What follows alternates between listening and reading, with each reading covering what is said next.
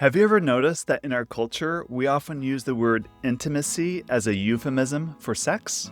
Like when someone says, "We were intimate last night," what they're really talking about is they were having sex. But here's something I've discovered in my work with couples that might surprise you. It's entirely possible to have sex that's not genuinely intimate at all. Welcome to the Get Your Marriage On podcast. Today, I want to do a deep dive with you into lovemaking that's actually about making love. In other words, bringing your full heart to each other. We're talking about how to grow as a couple to make your intimacy more intimate. Before we jump in, I want to invite you to two important events coming up that you'll definitely want to participate in. First is on September 2nd. We're starting our next round of our men's and women's cohorts.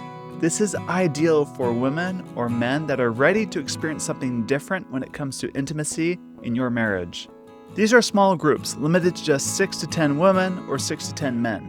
You'll do a deep dive into all things intimacy in your marriage in a safe and supportive environment, led by one of our expert coaches. A recent graduate of our women's group emailed me recently, and she said that she was surprised at how safe she felt with the other ladies in her group, and how much she had in common with them, and how wonderful it was to feel supported and seen. And she had many aha moments, and that also made significant shifts for her in her marriage. You'll find all those details on our website by going to getyourmarriageon.com, click on coaching and our women's or men's groups. You'll also find the link below in the show notes. The second event you don't want to miss is our virtual intimacy getaway on September 26th or 27th. This is where you send your kids to grandma's, or you get your own hotel room or Airbnb, and join me live Friday night, Saturday morning, and Saturday night in 3 sessions for a special getaway for you and your spouse. This is ideal for couples that are looking for some fun and romance and want to explore something new sexually and grow closer together as a couple. I'll guide you through specific techniques accompanied by sexy and fun homework assignments throughout the weekend, and I promise it'll be a memorable, romantic, and sexually exciting weekend for the two of you. And this is an all-new program format, different from what we've taught in our previous virtual getaways or retreats. So if you've attended one of those in the past, you'll definitely want to attend this one too. You'll find all these details on my website under events, or click on the link in the show notes below. Okay, we're talking about how to have sexual experiences with your spouse that are also very intimate and meaningful. And let me share a story that illustrates what I mean perfectly. A few months ago, I was working with a couple, let's call them Sarah and Mark.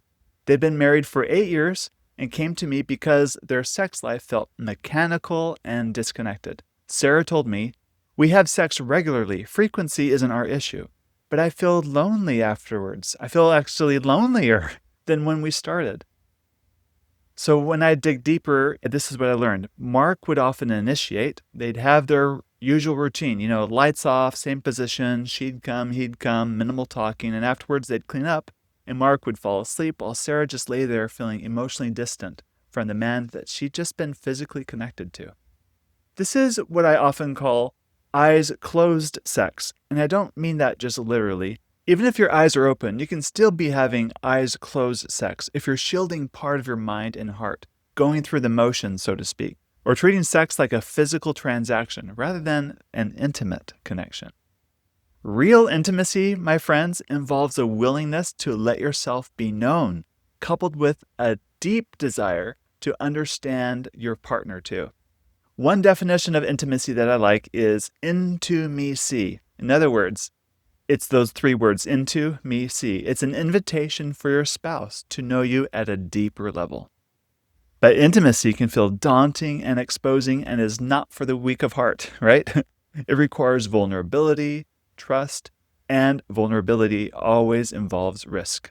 Because it's risky, we're afraid of going there. So instead, we say we want a more intimate marriage, but when you look at the couple's behavior, what they really want is to control and dictate what aspects of themselves they expose to their spouse, which isn't actually being intimate. Here's a thought-provoking question I want you to consider.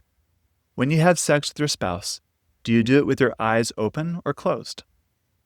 And I'm not just talking about the physical act of opening your eyelids, though that is part of it. I'm talking about whether you're emotionally present, whether you're allowing yourself to be seen and known, Do you not do a lot of self-editing? Are you able to be there in the raw with your full self and also accepting your spouse without requiring a lot of editing of themselves, just to be them? Can you be really connected with this person that you're sharing your body with? For some couples, the level of intimacy required to maintain eye contact during sex might feel overwhelming. It's easier to close your eyes, turn off the lights, and just have a quicker, less intimate experience. Maybe you've caught yourself thinking or heard of others say, "Can you just hurry up and finish so we can get this over with?" It can be quite emotionally painful to realize that your partner or you prefer to avoid intimacy by keeping your eyes closed, metaphorically speaking. Let me tell you about another couple I worked with.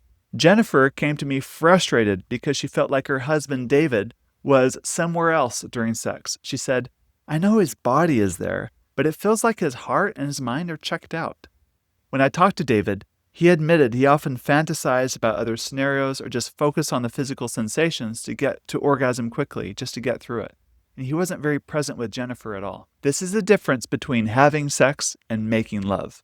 Making love involves your whole self, your body, your emotions, your attention, your heart. As I dug in deeper, David struggled to like himself. He had a difficult time being his own number one fan. He spoke poorly about himself and had a negative self-image, and that negative self-image permeated the marriage relationship.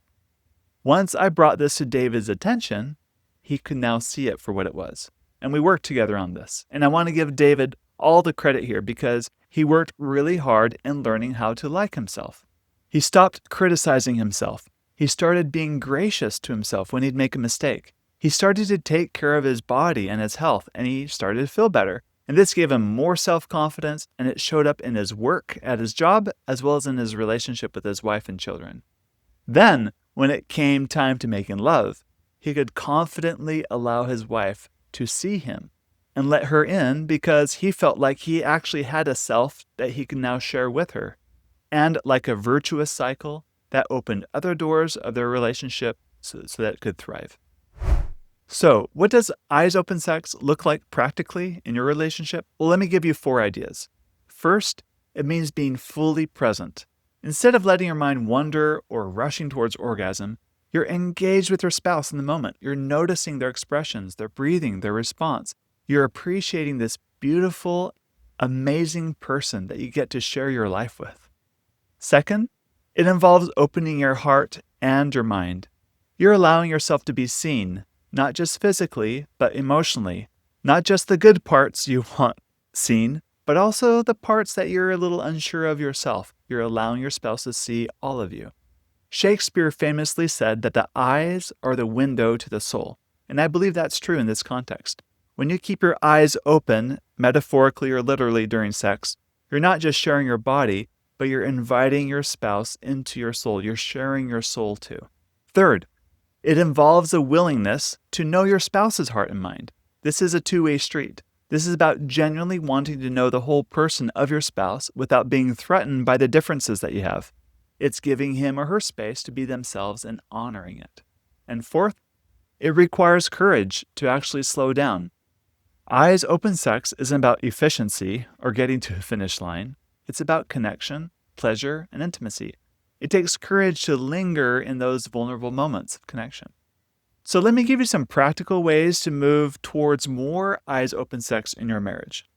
First, try having sex with the lights on.